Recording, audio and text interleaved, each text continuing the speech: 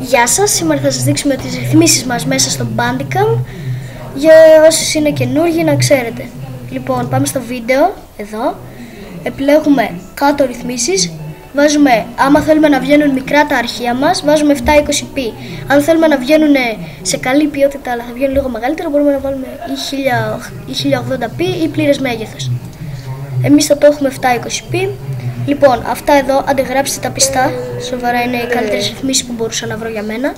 Λοιπόν, μετά πατάμε στην άλλη ρύθμιση, είναι ο ήχος.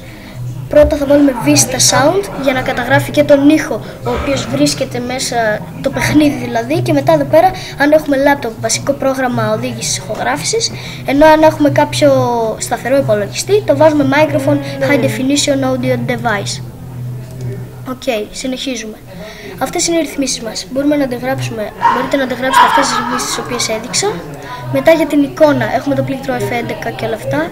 PNG υψηλή ποιότητα, στάνταρ όμως αυτό να βάλετε.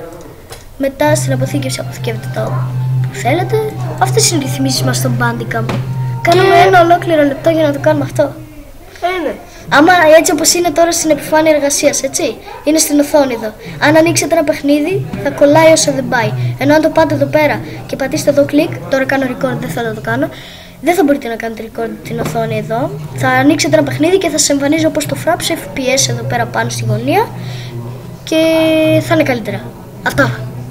Γεια σας.